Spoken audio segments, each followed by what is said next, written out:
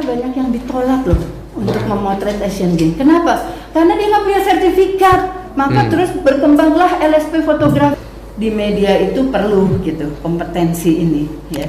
Yang menyatakan seseorang kompeten menjadi wartawan muda, wartawan senior, wartawan apa itu adalah bukti kompetensi ya, harus dipastikan melalui uji.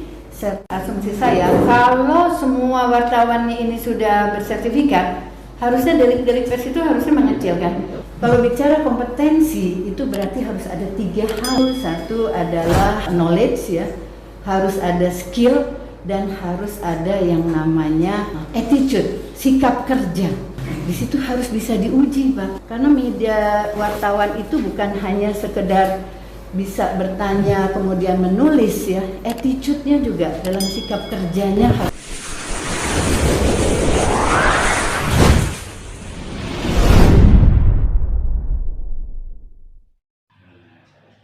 Apa kabar pemirsa? Serangkaian berita terbaru dan teraktual dapat dipercaya akan saya sajikan untuk Anda dari studio Sergap Reborn mengabarkan.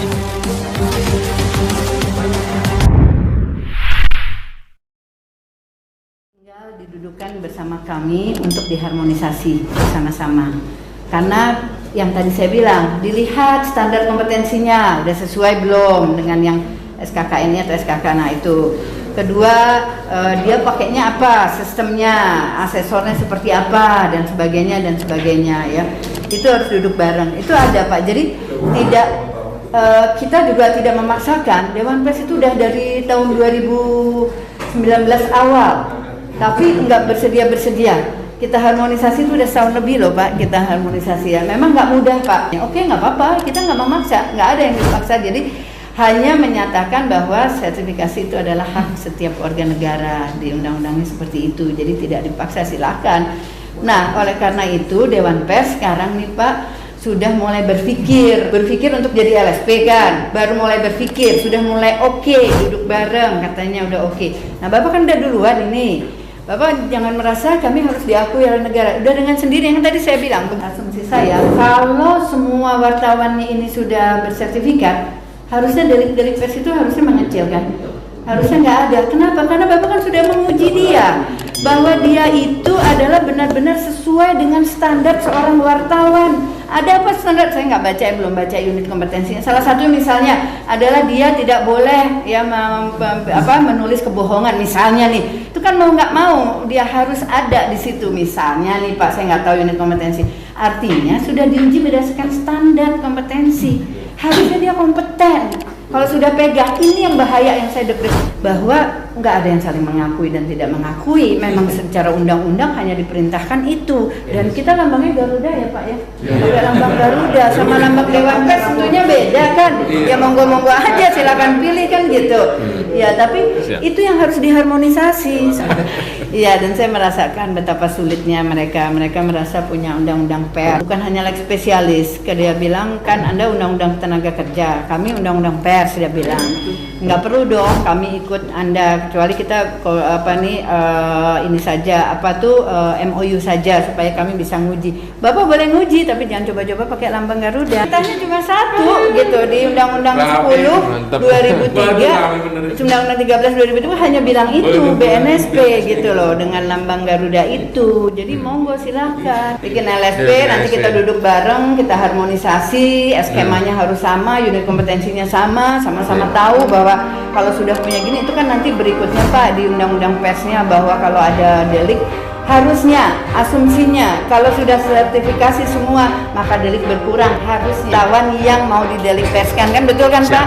Iya, harusnya berkurang gitu. Jadi mereka juga senang gitu, akhirnya sertifikasi didukung oleh Dewan Pers dan sebagainya harus. Nah pada saat kami pelajari ternyata standar kompetensinya ya belum memadai sebagai seorang media ya atau seorang wartawan, sehingga mulailah kita duduk bareng Pak dengan Dewan Pers sebetulnya untuk membuka diri bahwa di media itu perlu gitu kompetensi ini ya.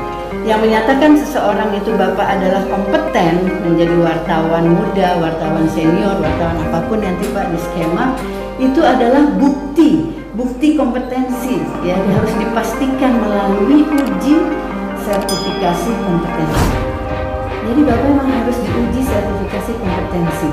Kalau bicara kompetensi itu berarti harus ada 3 hal di dalamnya, yaitu satu adalah knowledge, ya, harus ada skill, dan harus ada yang namanya attitude, sikap kerja. Di situ harus bisa diuji, Pak.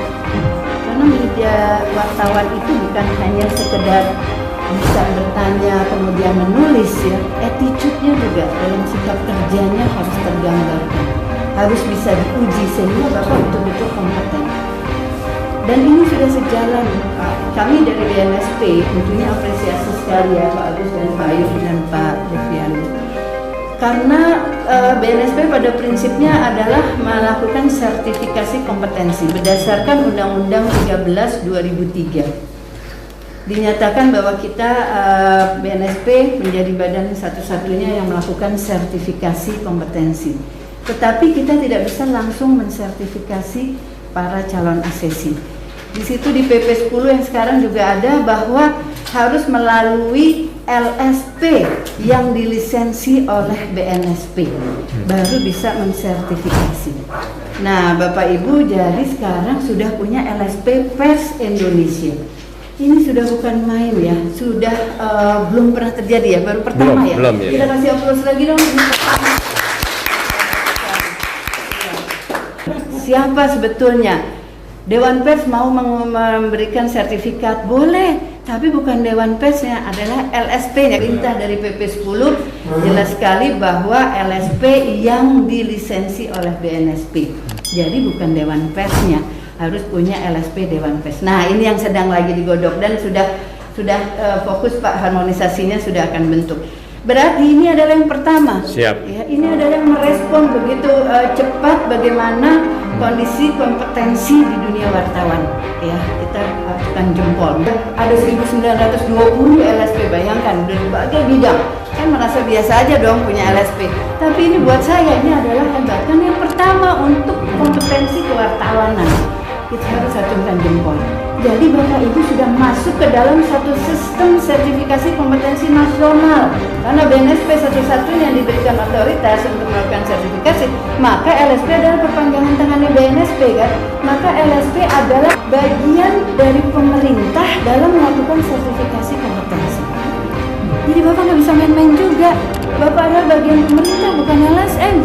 Bukan swasta, bagian dari pemerintah melaksanakan sertifikasi bersama-sama dengan BNSP, Pak, dalam hal kewartawanan yang baru aja pertama ini ada.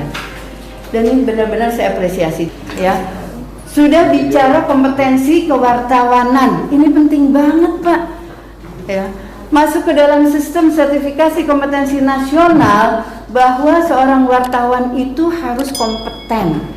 Bapak satu hari kalau ada event internasional, ya kan, masuk ke Indonesia, kemudian diliput, itu yang ditanya adalah wartawannya, Anda punya sertifikat apa? Bapak tahu waktu Asian Games kemarin, tuh fotografer kita banyak yang ditolak loh untuk memotret Asian Games. Kenapa? Karena dia nggak punya sertifikat, maka terus berkembanglah LSP fotografi. Banyak karena mereka merasa perlu. Ya, sama ini nanti event-event internasional nggak boleh masuk, Pak.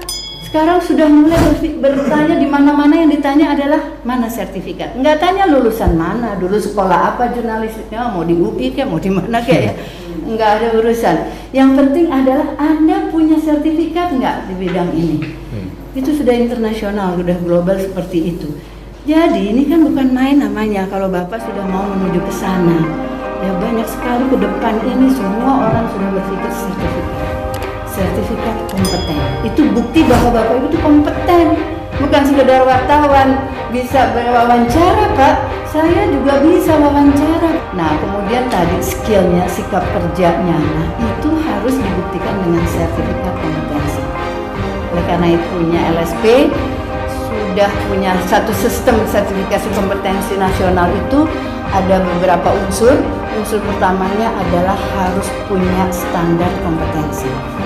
Nah, tadi saya belum ceritakan Bapak Ibu sekalian, di dalam SDM yang kompeten, kita bicara SDM kompeten, Presiden bicara SDM kompeten, Menteri Ketenagakerjaan di internasional cerita bahwa tenaga kerja Indonesia itu harus kompeten, competitiveness-nya tinggi, resilience-nya tinggi, agility-nya tinggi, katanya Pak Bu Menteri kemana-mana. Itu berarti termasuk Bapak Ibu gitu, kita udah sepakat.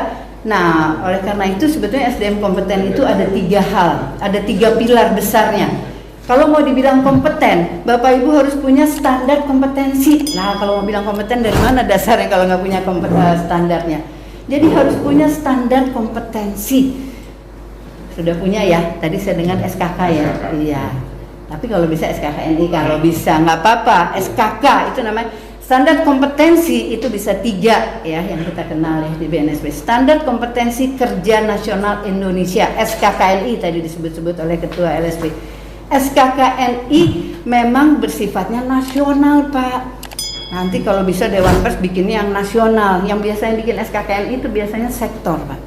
Memang sektor yang menyiapkan untuk punya standar yang nasional, yang bisa dipakai oleh LSP se-Indonesia di bidangnya itu. Ya, nah itu satu, boleh ya, tapi prosesnya lama, mungkin gitu ya dulu ya, dibilangnya pakai SKK aja dulu karena prosesnya namanya juga nasional, harus ada konvensi, ada prakonvensi, ada konvensi, harus stakeholder semua.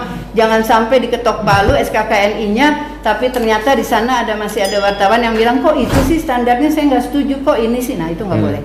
Namanya SKKNI itu adalah sudah nasional. Nah itu, tapi masih ada lagi yang satunya SKK, standar kompetensi khusus. Bapak ambil yang itu, boleh kekhususannya ya wartawan, tapi harus dipikirkan juga untuk besarnya nasional tuh harus nantinya ada ya. Kemudian ada yang ketiga, standar kompetensi internasional. Itu ambil dari internasional, semuanya diregister. Nah, kalau yang SKK dan SKI itu hanya diregister di Kemenaker, di Direktorat Jenderal, tidak perlu tanda tangan menteri. Jadi dia lebih cepat, makanya tadi udah jadi. Alhamdulillah juga itu sudah ada. Baik, jadi ada 3 pilar tadi. Mau bicara kompeten harus punya standar kompetensi. Alhamdulillah sudah punya kan, Pak? Yang kedua, pilar yang kedua adalah pilar di mana kalau mau bicara SDM kompeten harus dia dilatih atau dididik, yaitu lembaga pelatihan atau pendidikan. Silahkan, makanya ada dulu kan ada lembaga pelatihan Dewan Pers ya. Ada lembaga pelatihan apa aja silahkan. Dia tempat mendidik, melatih. Ya. Tapi yang pilar ketiga adalah tempat mensertifikasi. Nah, 2 ini nggak boleh gabung. Maaf, saya dari BNSP sedang menertibkan ini karena banyak LSP yang menggabungkan antara pilar kedua dengan ketiga, melatih juga kemudian mensertifikasi. Tidak boleh.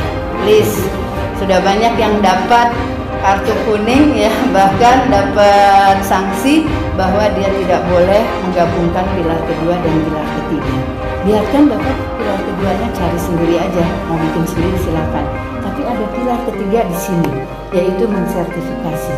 Nah, berarti Bapak punya 3 pilar itu, ya sudah punya semuanya. Lalu masuklah ke dalam sistem sertifikasi kompetensi nasional. Di dalam sistem sertifikasi kompetensi nasional berarti ada 6, ada unsurnya. 1 tadi punya standar, sudah ya, punya standar. 2 punya skema, saya dengar tadi sudah diverifikasi ya. Skema yang diambil dari LSP itu harus diverifikasi di BNSP. Karena ini baru pertama, ya makanya mungkin agak lama. Kalau udah ada beberapa bisa dilihat, tapi kalau pertama ini mengacu kemana gitu loh. Iya, kan harus ada acuan ya, maka punya SKK, punya standar kompetensi yang lainnya mungkin di SKK ini nggak ada. Jadi si verifikator ini pasti waktu menelusur kemana gitu ya, akhirnya bisa juga jadi adalah 4 skema. Ya, nah Bapak Ibu ada standar, ada skema, paket-paket unit kompetensi yang ada di dalam skema. Kemudian kalau sudah punya skema, ini ada asesor. Ya, komponen yang punya melakukan sertifikasi kompetensi nasional harus punya asesor. Asesor itu menjadi ujung tombak yang namanya SDM kompeten tadi. Ujung tombak. Bapak jangan salah, sudah ada nih yang ngadu ke BNSP. Nah, untuk itulah maka yang penting Bapak Ibu mengerti dan memahami membuat MUK itu, Pak. Karena Bapak Ibu akan jadi ujung tombak untuk menguji calon-calon asesi di bidang kewartawanan. Udah banyak Pak ya yang antri ya mau uji ya. Banyak banget yang mau uji. Iya, Bapak jadi asesornya. Jadi ujung tombaknya.